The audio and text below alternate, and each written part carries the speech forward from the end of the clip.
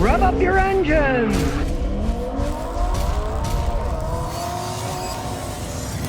This is a 60s Plymouth Valiant. Now, they made Valiants for a long time. They started making them in 59, and they went model year 60 to 76.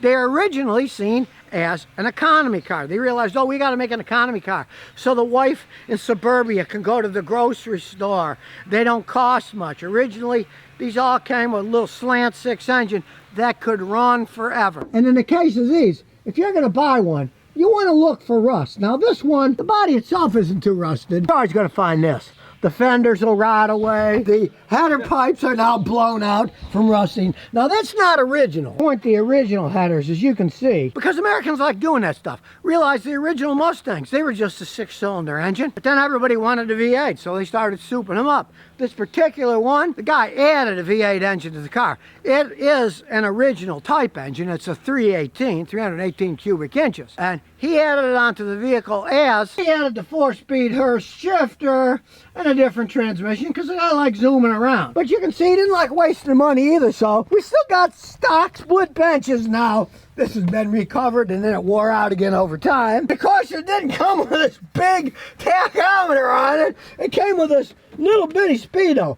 Now you see it says 97,563.7 miles, which of course nobody knows if it's real or not, because cars in those days only went to 99,990, then they went to 0. I had a customer years ago who bought one and he said, hey, it's only got 70,000 miles. Well, we looked around, turns out it had 270,000 miles on it, and absolutely everything was worn out on the car. So don't believe the readings on these things. Temperature gauges, oil pressure, and a voltmeter instead of just the stupid idiot light that it came with. Then he kept the stock steering wheel. It keeps it cool. And of course, they had big old steering wheels to steer these things around. They're not the most aerodynamic vehicles in the world. And you might well ask, why such a big steering wheel? Well, you need leverage to spin it around, cause this was an economy car. Ain't no stinking power steering on this thing. It's manual steering with a box that turns the wheels. Now, being that it's a compact car to begin with, of course, today it would be a lot bigger than a compact car. Everything shrink down, right? Driving down a highway, it's no problem at all. Parallel parking, yeah, that's a bear. But that's just the way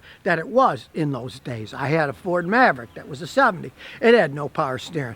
Down the highway, no problem. But boy, when you're parallel parking, whoo, and it had 3 on the tree, which was even harder to shift. At least this has got a shifter on the floor, which is a heck of a lot easier. Now, this one doesn't have it because it's a standard. But the automatics had that crazy push button automatic where you push the button space age to get it in gear. And the weird thing was, they were push buttons, but it wasn't electronic.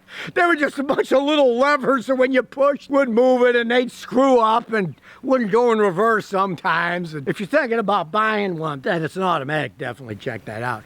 Make sure that it goes all the buttons and goes all the way around because these things are so old. There's no OBD diagnostic of any sort on them.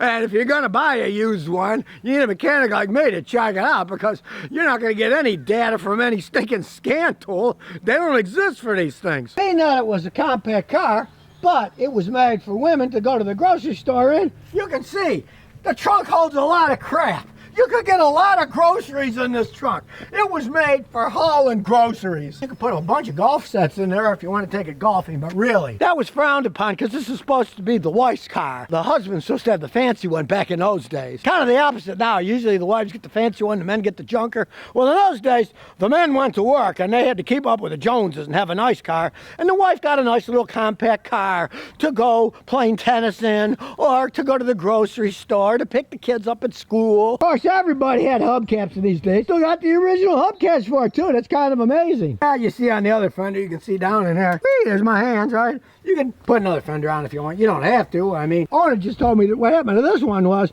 the Bondo job showed up because he had tires that were too old and rotten. And the tire exploded, threw pieces all over the place, flared the fender out, and then the fiberglass snapped off when the fender flared off. But he still got it back on. You know, it's still relatively straight. So realize this if you're going to buy a toy car, an old car.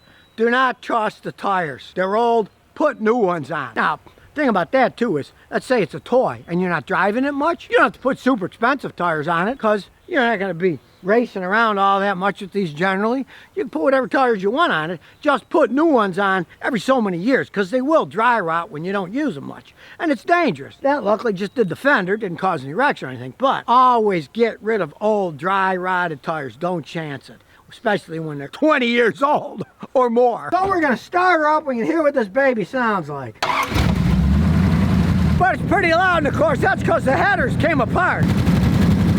Still, he's got it set up for noise because he's got a side pipe here and he's got a side pipe there. It's set that way. You can put mufflers on, make it quiet if you want. Most people, they like making a little noise with V8s. If it was a slant 6, almost everybody just keeps them stock and they're quiet. Slant 6 engines, one, they're going to give you 30-40% better gas mileage than a V8, and they can just run forever. Not that much horsepower. They're not race vehicles, and especially if you look at one of these with a slant 6 and an automatic transmission, they barely get out of their own way. They're not that much fun to drive. But on the other hand, if you're a person who goes more for looks than performance, you get a slant 6 a lot cheaper, and if you're not going to drive fast, what do you care? They'll still cruise all day at 70-80 miles an hour. Big enough engine to pull the thing around. And if you don't want to spend a bunch of money on a V8, hey, you can get the 6s a lot cheaper. Plus, truthfully, they have a longer lifespan.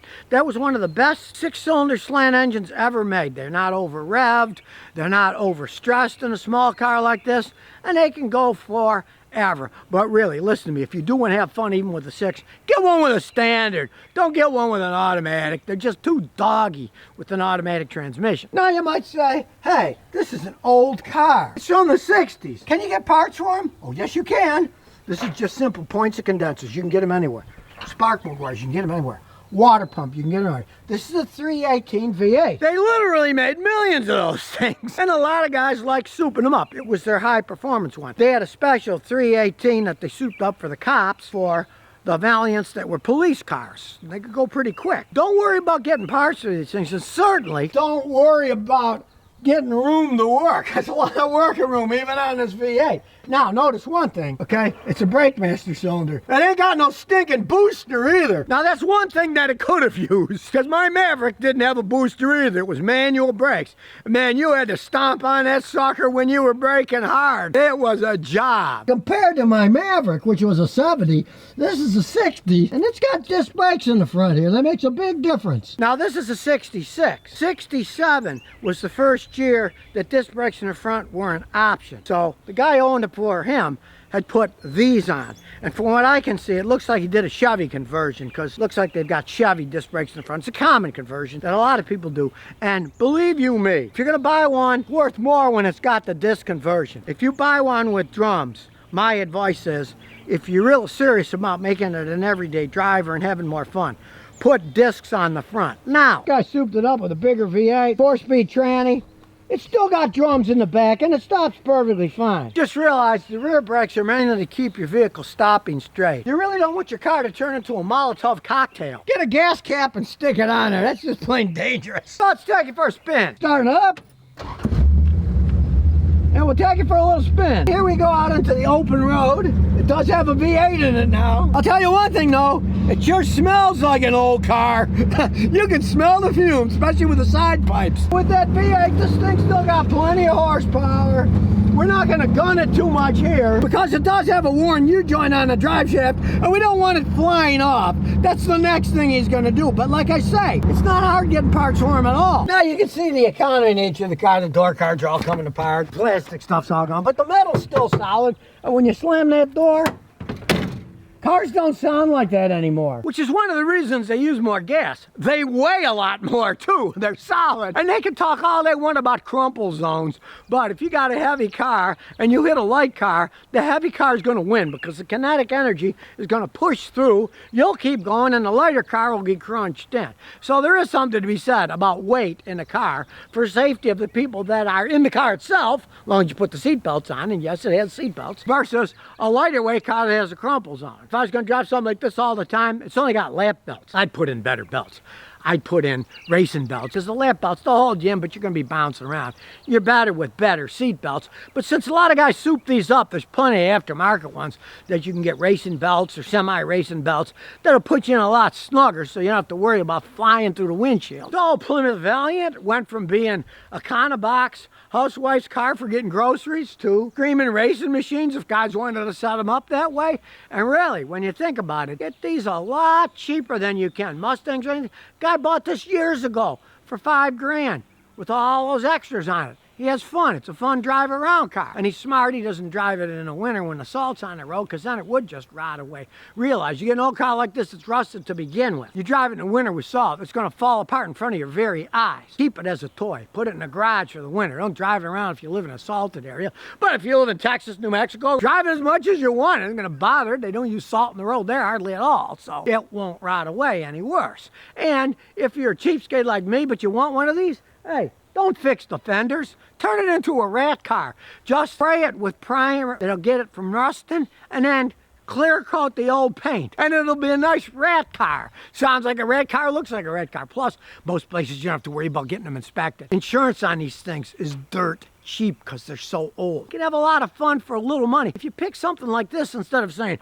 oh, I gotta get a 60s Mustang, or I gotta get a 60s Camaro, those are so astronomical. You could have a lot of fun like these. And if you wanted to make it look nice, hey, put 10 grand into one, and you'll have a real nice looking car for, in this case, it would have been 15 grand total. What the heck? Why not? Versus what the Mustangs and Camaros go from the 60s, it's astronomical. Why not think about one of these Valiants? Whether you just want a toddler with a slant 6 or a screaming 318 V8, it's your choice. There's plenty of them out there. So if you never want to miss another one of my new car repair videos, remember to ring that bell.